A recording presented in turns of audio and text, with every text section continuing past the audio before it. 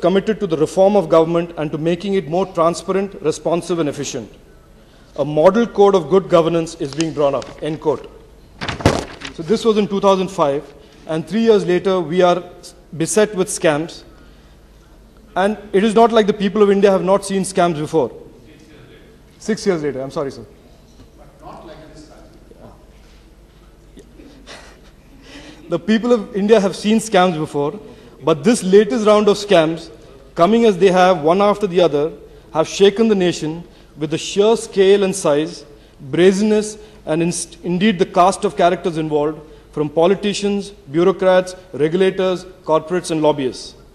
The President's address would have been an ideal opportunity to restore the shaken confidence of the people by laying out specific steps to restore confidence in the people, in government and politics.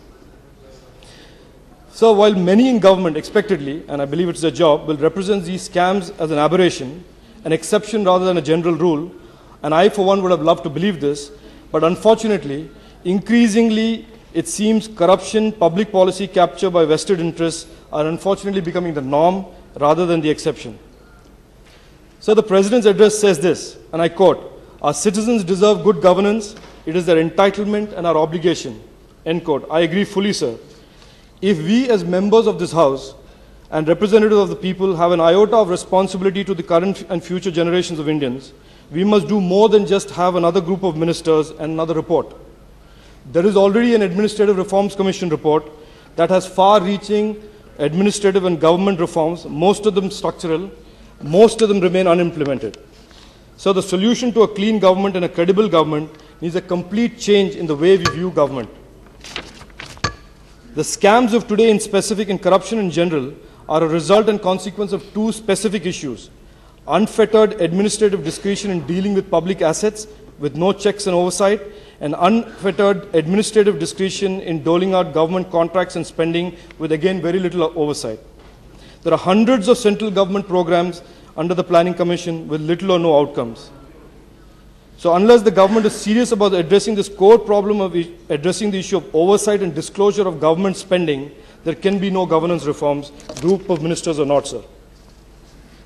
So the 2G scam has been talked about much and discussed and debated. A minister is in jail, some bureaucrats are as well. Some corporates are being questioned and investigated. But this scam also signals deep and complete systemic failure of the government. The role of the independent regulator, the role of senior bureaucratic leadership of the government, in the government and in the Prime Minister's office, corporates, the shady lobbyists, and the failure of the bureaucracy and the cabinet system in responding to the obvious and visible evidence of the scam from way back in 2007 all need to be investigated.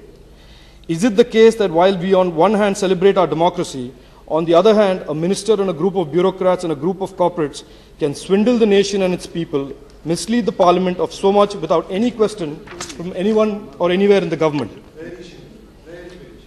This short narrative, sir, shows how complete the failure of the government as an institution has been. The system of checks and balances has been in this case, and if not for the CAG and the Supreme Court, the protests from various quarters, including the Finance Minister, Finance Secretary, Competition Commission Chairman, my senior colleague Sitaram Yechuri, and media reports about this developing scam would have remained ignored.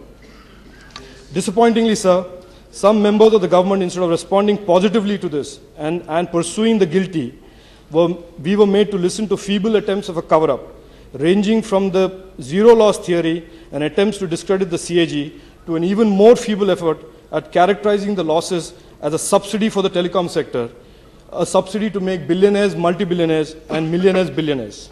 Yes. So let me quickly end by saying the following. The benefits of good governance are real and not intangible.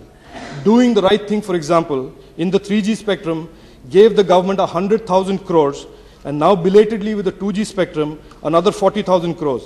1,40,000 crores have been recovered as a consequence of good governance. 14% of the total budget, or 6,000 rupees per person, or each of the Indian countrymen living in destitution.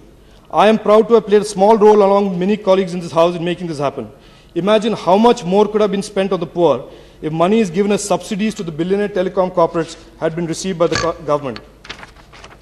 So lastly, I am disappointed by the lack of talking about the one rank, one pension demand by the retired veterans in the presidential address.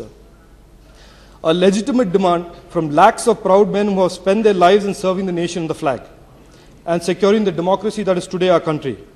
I'm aware that the government senior bureaucracy has denied this request on grounds of budgetary constraints. Can this country not afford a few thousand crores in helping these men and families live the rest of their lives in honor and pride, especially when the same bureaucracy has silently presided over the loot of lakhs of crores from the exchequer?